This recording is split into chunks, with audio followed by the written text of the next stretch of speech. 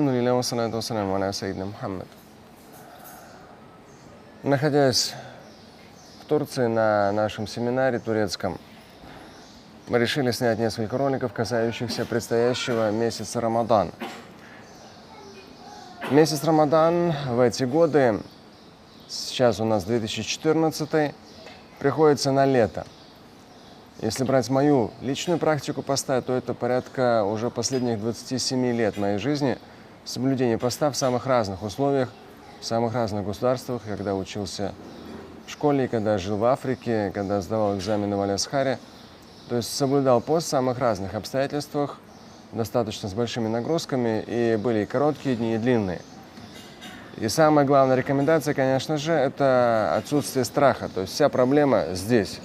Если человек в голове своей боится, что он останется голодным, что он умрет и так далее от голода, то, конечно же, ему будет поститься очень сложно. Но если человек вознамерится в качестве поклонения Господу миров соблюдать пост, причем рекомендую в том числе не мусульманам, потому что это очень полезная практика для нашего тела, для нашей, в том числе, психики, для нашего душевного, психологического состояния. Но это, я думаю, запишем отдельно. Теперь, что касается длинные дни. Да, длинные дни, но если вы настроены, устранили страхи и сомнения и предприняли несколько фишек, которые помогут вам комфортно соблюдать пост, то в этом случае пост пройдет наилучшим образом. Организм и ваша психика оздоровятся просто чудным образом.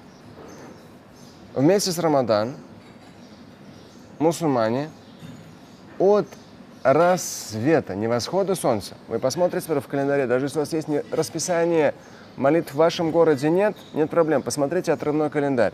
Рассвет, отлично.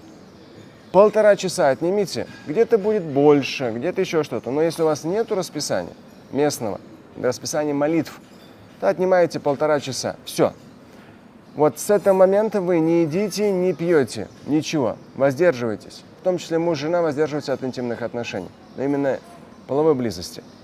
Так вот, так-то обниматься, целоваться без проблем. Что касается воздерживайтесь от рассвета, не пить ничего, не есть, до заката. В отрывном том же самом календаре, если у вас нет расписания, закат или заход солнца, такое-то время. Все. Прошла 1 минута, на всякий случай хотите 1 минуту, подождите. Потом у вас разговение. И вот разговение. Основные фишки что? В сунне, заключительном Божьем послании к пророку Мухаммаду, упоминается о том, что разговение нужно сделать водой, но не холодной. У нас просто не было сейчас теплой воды. Да? Нужно водой не холодной, пожалуйста. Не холодной. Для желудка важна теплая, комнатная температура, теплая вода. Либо сухофрукты. Да? Пророк, алейхиссалям, упоминал финики. Что-то сладкое. Финики.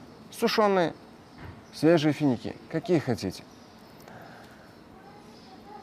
Что важно, особенно летом, как можно больше воды. Без еды вы можете, на воде вы можете прожить до 3 месяцев даже. Некоторые говорят. Ну, неделями. А вот без воды и 3 дней будет сложно прожить. Человек умрет без обезвоживания. Поэтому вода самое главное.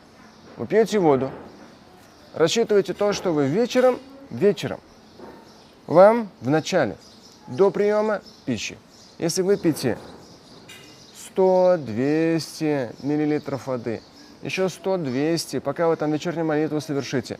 То есть вы пьете воду. Пол-литра вы пьете, отлично. Литр вы пьете, великолепно. Но в общей сложности, вот когда вы будете кушать уже, во время еды много воды не пейте. Как раз тоже это в хадисе упоминается. То есть во время еды много воды не надо пить, чтобы не разбавлять желудочный сок, чтобы ваша пища переварилась быстро. До еды побольше хорошей, чистой, живой воды. Важная другая фишка. Ночь короткая, и нужно поспать. Те, кто бездельники или люди, там, у кого будет отпуск в это время, да, может быть, они не спят. Но кому на работу идти, то ему нужно поспать. И вот здесь нюанс какой. Вечером чай, кофе, все то, что содержит кофеин, вам не нужно.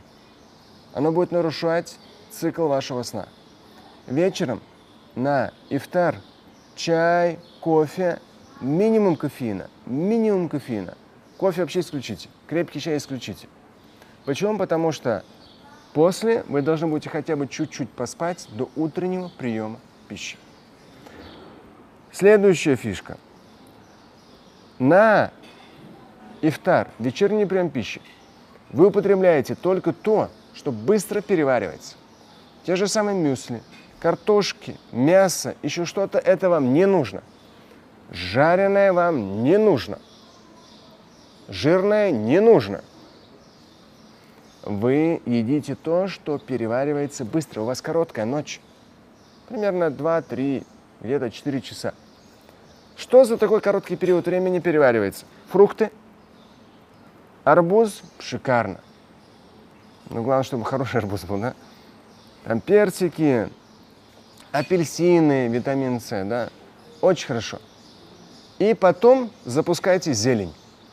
Зелень, витамины, минералы, жуйте активно.